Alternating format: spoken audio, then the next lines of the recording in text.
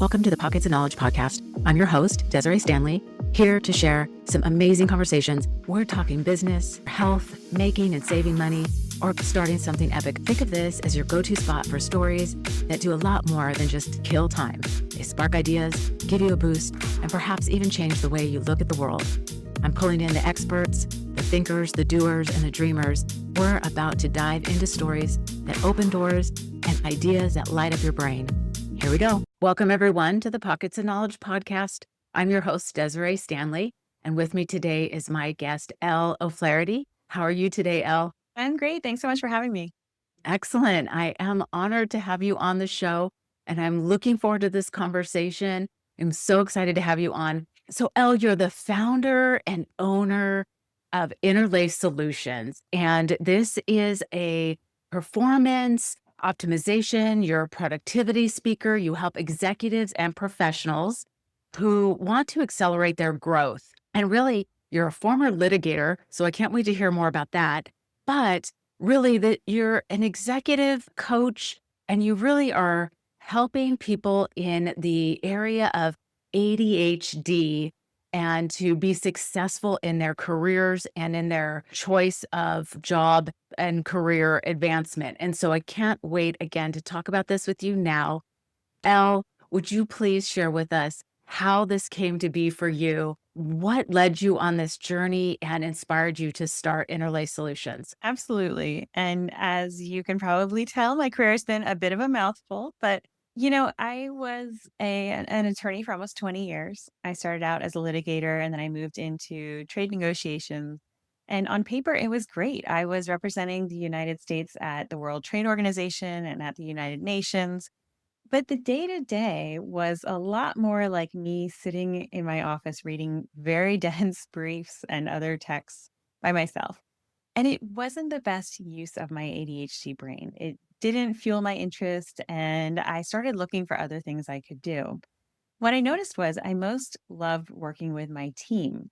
I loved coaching them in their careers, in their professional skills. And so I just leaned hard into that and eventually got certified as a coach, and it sort of grew from there.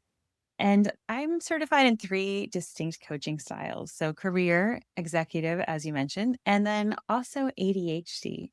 And these days, I'm doing a lot more working with senior professionals and executive level professionals who have ADHD to help them understand their brains, work with and appreciate their brains, and also often with optimizing their performance and getting things done, which who doesn't want to get more done in the day? And so it's just been really great. Honestly, it's kind of what I wish I had when I was working as an attorney, someone who can give you the tools that makes everything so much easier.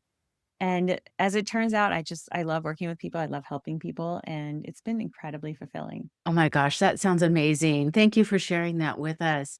And, I think what's interesting is I seem to be reading a lot more about people exploring this ADHD and being tested for ADHD, especially women, older women going into menopause and kind of exploring that aspect of it. So I'm seeing a lot of that in things that I'm reading and seeing. And so are you finding that as well in the work that you're doing? Absolutely. I am in my later 40s. And as I like to joke with people, I was lucky because in the 1980s in Virginia, women and girls couldn't get ADHD. So I was spared. But yes, so many of my clients are women who generationally we weren't considered that we could even have ADHD. Many of us who are moms are diagnosed when we're sitting next to a kid getting diagnosed and thinking, wait, that sounds a lot like me. And then really interesting that you layered on the menopause component because ADHD traits and especially challenges can really flare up at any major life change. So, for some folks, that's graduating college and starting in the professional world, having kids, and also, of course, menopause. It's such a big physical and emotional and mental change that I have lots of clients come to me and say they've never struggled, but now that they're in this phase of life, it is more challenging. I think it's a little bit sad to me, and I have to admit that a lot of my clients who are diagnosed as adults go through a bit of a grieving process for what could have been because so many things can be so much easier and we can appreciate ourselves so much more when we understand what our brains are doing. So I like to tell people that that is completely normal. and to give yourself a little space in order to work through some of that. Yeah, good point. And what you just shared in there about that grieving, I've experienced this myself in some friendships where people who are my age have been diagnosed and just look back on their life and think, gosh, how different things could have been if I had known some of these things before. But that's not to say that it's not important to know now and that the differences that we can make in our life going forward. That's absolutely still valid, right? But not to get too far astray of what the conversation today that we're going to be having, I want to talk to you now about how we're seeing ourselves as professionals, as business people, beginning to struggle with productivity. And how does this tie in to ADHD? And is that really the issue here, or is there other things in play? What an interesting question. And I think that we are at such a precipice right now where in our pockets all day long, we have more information than any human beings have ever had. We have constant notifications, constant communication. And I really think that we have gotten to this point where it's so hard to keep up with it. But enter stage right, AI, which I know some people are nervous about, and I get that. But I see it as such a powerful tool to help to slice through some of that information and help us to do less of the busy work of information overload and more of the creative and sort of fulfilling work. So I see a lot of people having trouble with productivity in large part because there's just so much to do. But I think and I hope that the future is going to be in AI automating a lot of this and helping us to be able to focus on what we actually excel at as human beings, which is often creativity. And that's the thing that AI can't do. And especially for folks with ADHD, we tend to be hyper creative. We actually filter less information. Our brains filter out less information than neurotypical people. So the things that we tend to have challenges on, the things that are kind of boring, the monotonous day to day things, those are the kinds of things that I'm really seeing start to be automated. And so it's amazing how I think that we're going to have this advantage going forward by harnessing our creativity more and letting our friendly computers, maybe someday computer overlords, but we'll see, do the boring stuff, which I think is really, really exciting. That's such a great way to look at it. And you're right. The conversation around AI is really exploding, I think, as it's becoming more accessible and people are using it more frequently. The uncertainty is there as well, for sure. But I agree with you. I think it is such a great tool in many, many ways if we use it that way. And like you just shared, using it for these boring, monotonous tasks is a great thing that we can just take off of our plates, right? And then get into the stuff we really enjoy doing. So I absolutely agree with you on that for sure. And the point you made about the little things that we carry around in our pockets every day, and I've got mine right here next to me on my desk. What distraction constantly, right? Like you just shared about all the notifications, all the information that's just constantly coming in. It's kind of easy to see how we've become less productive because we just get so easily distracted because that's there, just pinging us all the time. So yeah, I'm agreeing with you on that again for sure. So what do you think a person who maybe is been tested for ADHD or is thinking that they kind of are having the ADHD brain, if you will, can be successful in their career? Like what are some things that they can do that can really help them achieve measurable success? Good question. Well, one of the big, first of all, ADHD is probably the worst name for what our brains actually do out there. We don't lack attention. Instead, we have situationally variable attention. And so, what I mean by that is neurotypical people, they have importance based brains. So, they prioritize things based on what's important to them, their boss, their partner. We lack that functionality. We have interest based brains, which means that what we gravitate to and want to do first are the more interesting things. Some really amazing gifts come with that. So, for instance, if we're interested in something and if our career aligns with our interests and our strengths, then we can easily get into hyper focus. And neurotypical people will talk about sort of being in the zone. But what I mean by hyper focus is much, much more intense than that. So, for instance, I love my job, I'm a little obsessed. And so when I'm working on something that I really enjoy, I don't notice hours. I don't know, it's 8, 10 hours going by, and I'll just be working on the thing. And when we're in hyper focus, we can get so much more done than sort of neurotypical folks. And we are overrepresented in things like being entrepreneurs, in startups, in inventors, actors, comedians, because we do have these natural abilities. Where we run into trouble is that a lot of workplaces these days have decided that this is what it looks like to be a worker, and it looks awfully neurotypical.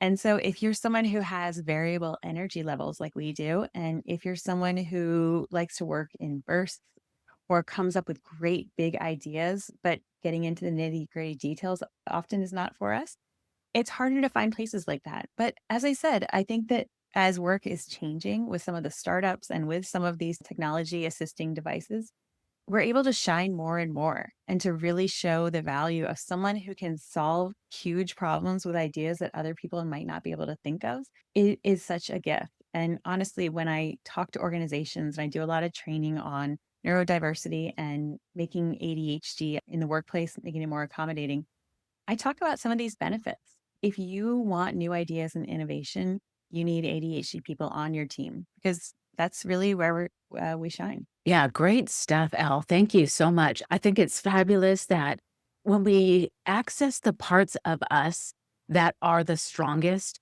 we can really shine, right? And so, how we can do that in a workplace that is, like you just said, kind of this neurotypical for people who have the neurotypical brains. How do you kind of fit yourself into that if you're working at a job that's like that? How do you make it so that you can be successful in that kind of what seems sort of limiting? What a great question. And this is true for folks who are neurodivergent or, frankly, anyone. The first thing I always like to do is ask a client, do you enjoy your work?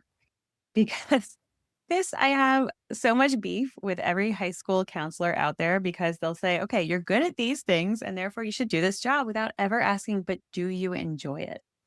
And for instance, I'm pretty good at litigating, but I never want to do it again. So, really evaluating the parts of your job that you enjoy and then drilling down on why you enjoy them is the first thing to do. And at some points that may look like a change in occupation. Maybe you aren't in the right spot or in the right type of job. But if you are, then my second question is always how can we lean into those strengths and make more of your day about doing the things that you're really strong in? And either delegating, automating, eliminating, or just doing it as easily as possible, the things that we aren't as strong on. I find that a lot of people, ADHD and not, will spend a lot of their day either procrastinating or dragging their feet through the tasks that they hate. And that is not a happy place to be at all. So, figuring out how to eliminate those or just speed through them, because most of these tasks just need to get done, but they don't have to be perfection. And then looking for opportunities, either in your current position or if you, as you strive to build to where you want to go, asking to volunteer for projects, for instance, or pieces of projects about something that you really love.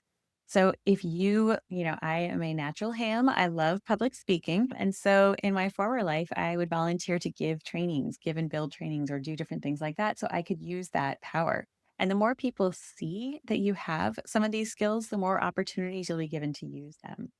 So finding places and opportunities to let some of your strengths shine through is always so critical and frankly so rewarding. Great suggestions. Thank you so much for that. Something that came up for me, you were talking about the tasks that we don't want to do and we're dragging our feet or procrastinating. Yes, I absolutely can relate to that. There's things that I don't want to do. And then there's that point where you're at a deadline, right? And now suddenly, okay, there's no more procrastinating. This is due like now.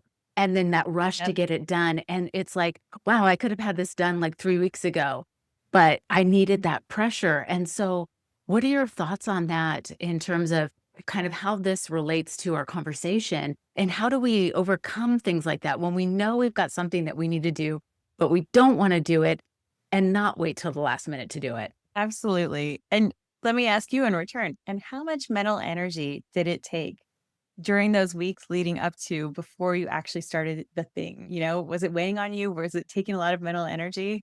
Oh my gosh, yes, it's just exhausting. So much, right? So being able to not do that And in some cases, that means doing the thing earlier. In some cases, that means leaving room towards the deadline so that you can say, okay, I'm going to start this close to the deadline, and that's fine. I'm going to set it down now, though, and not use all the mental energy.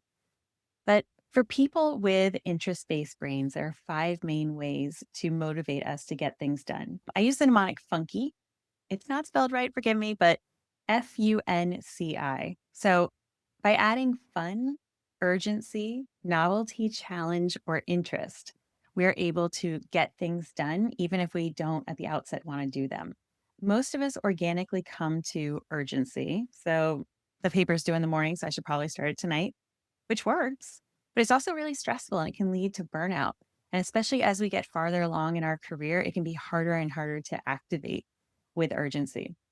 So instead, I ask my clients things like, okay, well, how could we create urgency that isn't at the last minute? Something like body doubling, for instance. And body doubling is where either in person or now lots of places there virtually you can do it. You sit down with someone for an hour or however long and say, I'm going to work on the following thing. And then they commit to what they're going to work on. The hour goes by, and at the end, you report out to each other how you did, which does a couple of things. It makes you not feel so isolated. It puts you in a space where other people are working. So it's sort of good peer pressure in a way. And at the end, there's some, I'm going to say positive public shaming where you have to say whether or not you got the thing done.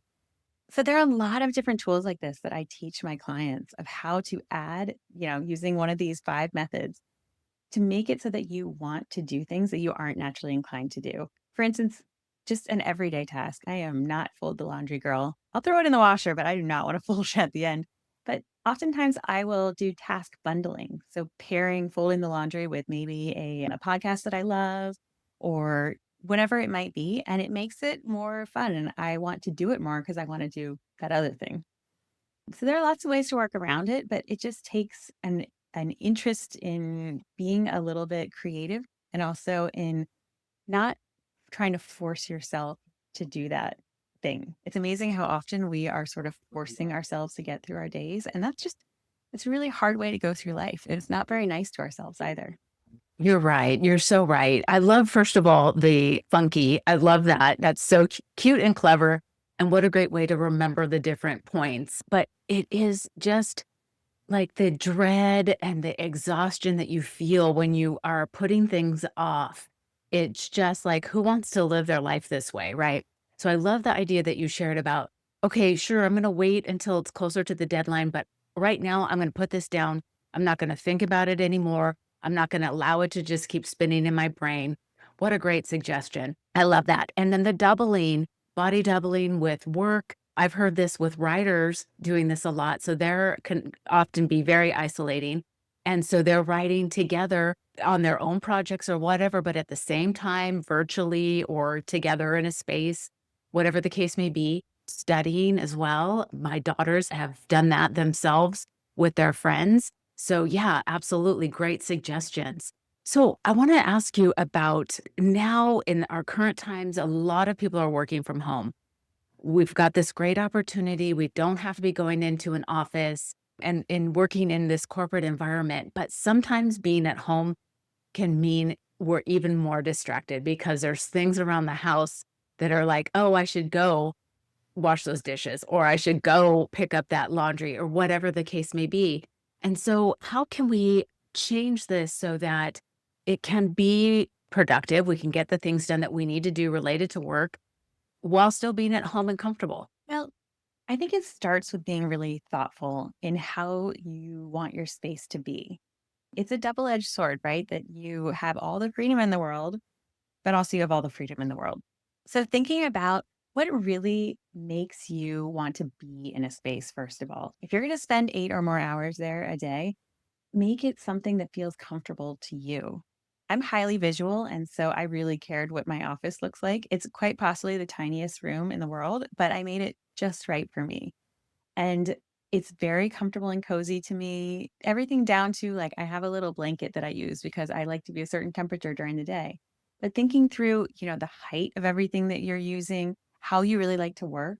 For me and for many ADHD people, we need movement in the day. So sitting at a desk all day is probably not the best thing for me. And so I have a recliner over in the corner, which gives me a second workspace. And when I'm sick of sitting here, I'll just go over there and keep working. So making it exactly what works for you without any judgment. If you need it to be pretty, that's fine. If you need it to be soft or cozy, that's fine too. Doing that and also thinking about how you can eliminate those distractions. So I'm basically sitting in a glorified closet that I turned into my office, but I need it because I can't see the if I could see the laundry on the floor or whatever, it would be really hard for me to work. So just really thinking through what's going to help you throughout the day. Maybe it also means that you go outside your home to a coffee shop or wherever, but meeting your needs without judgment and listening to what you really need instead of what you think you should want or need. Yeah, great suggestions. I love it. The point that you made about it doesn't have to be a large space. For you, it's a small space, as distraction free as possible, but still really pretty and really comfortable. I love that.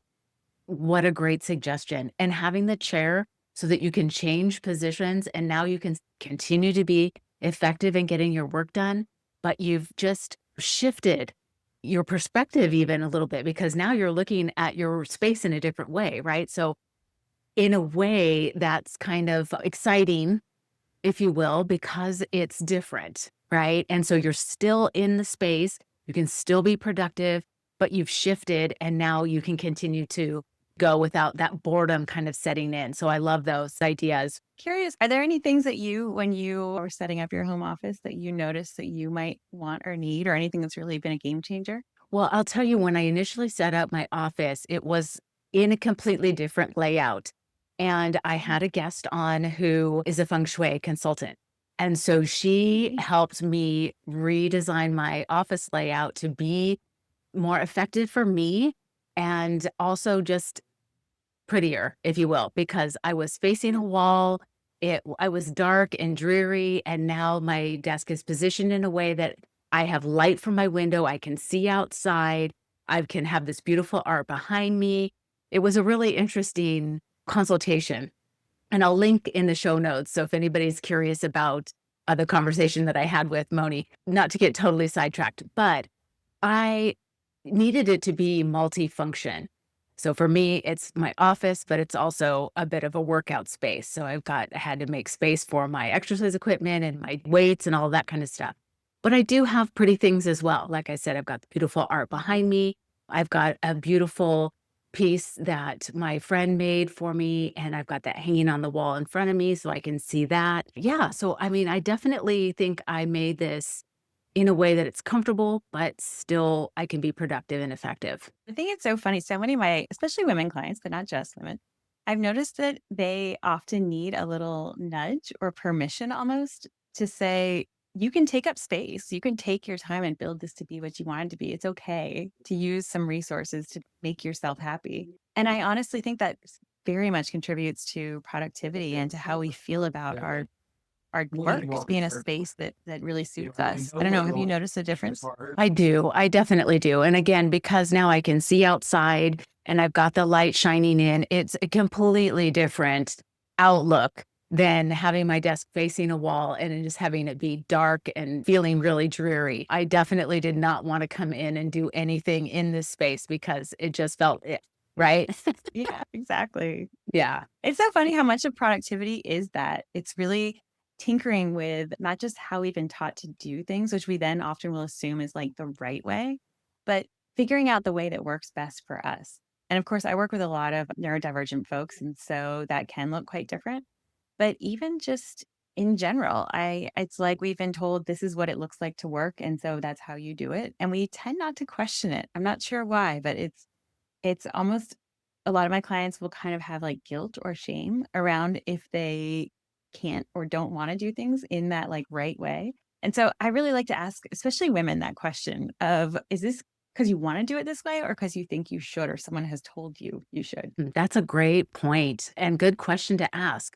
So even like for the listener right now, asking yourself these things, are you doing this, whatever it may be, in a way because that's how you were taught, how you were told, the way that it's supposed to be, and then maybe rethink it. if it needs to change. So, yeah, what a great suggestion. Something to consider. I love it. Okay, Elle. So let's dive back into this conversation about how do we be successful in our career if we are not the neurotypical, we maybe are neurodivergent, or we have ADHD.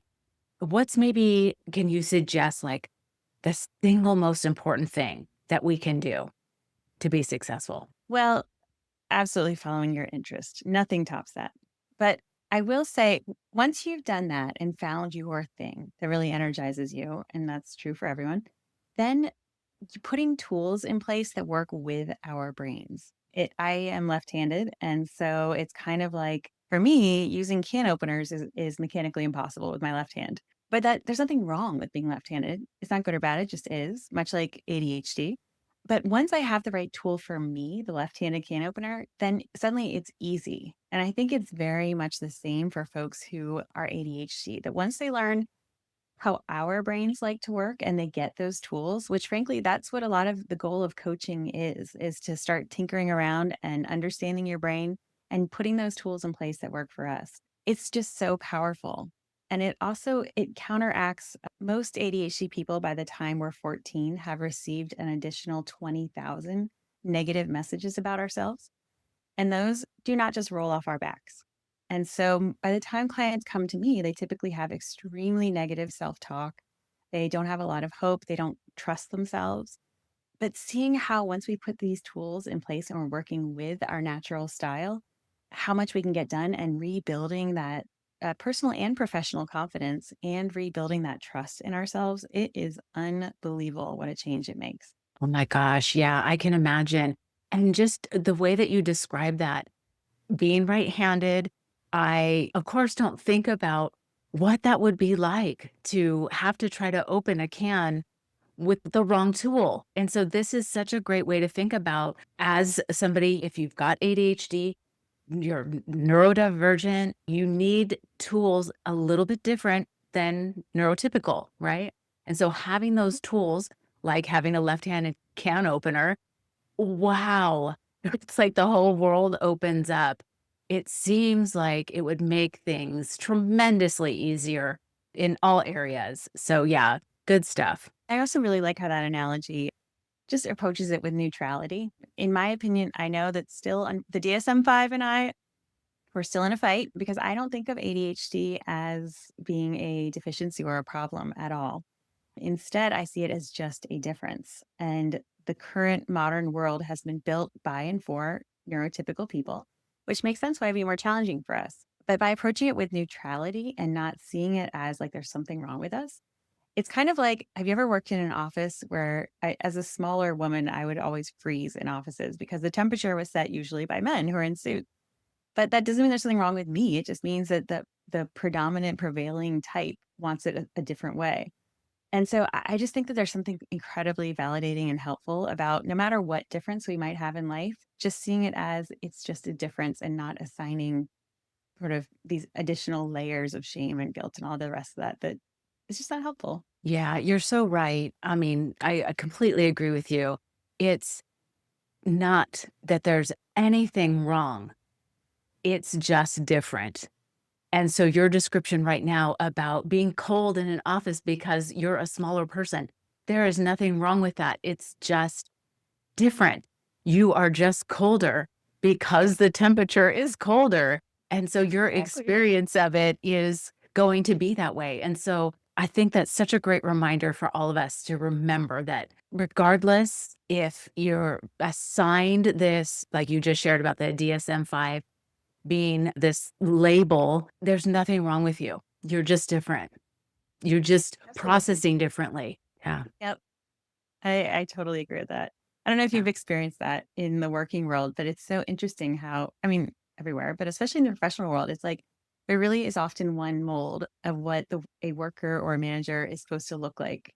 And that's so limiting. And I think it's so wasteful of so many people's talents. Yeah, absolutely. And so that actually leads me to a question for the listeners who maybe are entrepreneurs, business owners. What is something that they can do for their employees to really provide the best environment so that they can get I don't want to say like get the most out of their employee, but to have it be in a way that's productive for everybody and everybody can be their best self, their best, provide their best to the experience and to the work. Absolutely. Well, from the top down, training your managers, training your staff to understand and appreciate some of these neurological differences. I am often hired by organizations to give trainings on ADHD.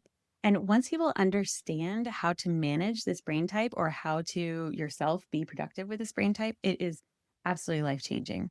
I think that the other thing that is really, really helpful is not assuming that everyone should work in the same way. So, giving flexibility, making it clear, again, from the top down, that it is okay to ask for accommodations and to need to work in a different way. And no one is going to hold that against you is such a powerful message. ADHD is one of the most stigmatized groups. More than 90% of neurotypical people either have negative or very negative feelings towards ADHD people. And so, one of my goals is to break down this stereotype and to change the way people see us, which I think can only be done through education and training. And I think that that is really critical if organizations want to get their best out of their about 10% of their staff who are ADHD. Wow. Yeah, good stuff. Thank you so much for sharing that. I think you're absolutely right. Top down, it's got to come from the leader setting the example, the training, all of that. Absolutely. I totally agree. And I did not realize the percentage. You're saying 10% of an organization is employees who have ADHD. So very interesting. Did not know that. But again, education, right? It's like we need to know this so that we can all be effective in the work that we're doing. So good stuff. I want to talk for just a minute about something that you said earlier, the stigma, this sort of prejudice, if you will, against people who have ADHD. Why do you think that is? I think there are a few things. Historically, we have been incredibly, incredibly negatively portrayed in media and in TV, movies. There's a keynote speech I give where I have spliced together a bunch of different TV shows and movies and how ADHD people are portrayed, and it's unbelievably negative. Our sort of sister neurodivergence, the autism spectrum community, they used to be portrayed this way, but they, I think, have done a much better job than us of getting the word out there and educating people on us and our community. I also think that it's unfortunate because some of our challenges, people ascribe to us being lazy or irresponsible, which is not true. And so I think that there's a lot of miscommunication and misconceptions about what's actually going on with us. And I think we still have catch up to do also from the days of either people saying ADHD simply didn't exist or that only certain people could get it. And so I think that that's a big part of it. The effects, of course, have been that about 43.3% of the prison population could, they are demonstrably ADHD, they have ADHD traits. We are 600 to 1,000% more likely to have suicidal ideation or activity. And so there is a huge downside to not helping, especially ADHD kids early on so that they aren't set down this bad path essentially, and also that they aren't negatively impacted in their self-esteem. And so, yeah, we're one of the most stigmatized groups. I tell my clients in the workplace, I do not recommend divulging ever that you're ADHD unless you need to be protected by the Americans with Disabilities Act and you're imminently going to be fired, because there's such a downside and because about 50% of people who do divulge, they tend to either not get the accommodation they asked for, be passed over for promotion, or to be fired. So there is a danger in disclosing that you're ADHD in the workplace, unfortunately. Elle, thank you so much for sharing that. I mean, there's so much in there that you said that I had no idea. So again, being able to get this information and educate people is fantastic. I think it's so important. You're so right that the more that people learn that it's not nobody's lazy. They're not being lazy. This is not the situation. Really, it sounds like there needs to be that interest. There needs to be that thing that sparks the energy, the enthusiasm, the excitement for whatever the thing is that needs to be done, right? It's not that you can't do the thing, don't want to do the thing. It's just there needs to be the spark, right? And so, but Absolutely. I think that it's so, so interesting, and I had no idea about the prison population, the high percentage of ADHD. So again, super interesting, and I think another important point that we need to get out so that we can be educated and understand, and then perhaps work with our children and our youth so that this doesn't become the path for them. And we can have happier, healthier, more productive world and society. So yeah, I think it's tremendous. So thank you for sharing all of that with us. And if nothing else, we also tend to be hilarious. So if you want to have a lot of fun at work, you're going to need us. That's awesome. Okay, Elle, at this point, is there anything else that you want to share with the person that's listening that you haven't said to this point that you think is really important? I'd love for you to share now. Well, I would say that being ADHD is actually pretty great. There's so many good upsides. There's so much creativity. We do tend to be the funniest person in the room, not always, but often. A lot of famous comedians have ADHD. We have these great ideas. We not only we think outside the box, but we don't realize there is a box. And so it's always interesting to have us around. And so unfortunately, the message we tend to get is about the challenges and downsides. But I would also love to emphasize just the incredible gifts. ADHD absolutely has been the secret to my success and to building a business successfully. And so there's amazing things that we can do, especially if we get the right support. And I think that that is a message that doesn't get out there nearly enough. And thank you so much for asking that. Yeah, of course, of course. And I think that what you just shared, we need to have everybody. We need to have all types of personalities, people who think differently, come to the conversation, come to the workplace, whatever. We can solve so many more problems when we get all of the different feedback and ideas. So I think that just having one type of worker, one type of brain, or one type of way to think about something, it's not going to be as effective as when we And so em boring. yes, yes, and so when we embrace all of it, and it's gonna be even better, so that's tremendous. Oh my gosh, this has been such a great conversation, Elle, thank you so much. I love to have my guests share if there's books that have been beneficial or influential, or if there's podcasts that they wanna share with the listeners. If you would do that now, I would love it. Absolutely. One of my favorite books on ADHD is ADHD 2.0. It's really strengths focused. It's so validating and uplifting. So, if nothing else, absolutely that. I also highly recommend the YouTube channel How to ADHD. It's wonderful. The woman who runs it could not be more knowledgeable or fabulous to listen to. And both of them really approach ADHD from a strength and how it can be really great, which I love. And I think that that is such a breath of fresh air. Great recommendations for sure. I'll detail that in the show notes for the listeners to easily find. Thank you for those suggestions. And then lastly, Elle, how can the listeners find you, follow along with the work you're doing, or reach out if they have questions, they want to work with you? If you're on social media, would you share that with us now? Well, I would like to dazzle you with my creativity. My social media handle in all places is at Elle O'Flaherty. So very creative. Be impressed. I'm super active on LinkedIn, so please feel free to reach out. I love talking to people. Frankly, anything I can do to help our community, I want to. Also, check out my website. It's interlacesolutions.com. We are a nationwide coaching firm for professionals and executives. We work with everyone, but especially ADHD brains, we love to work with.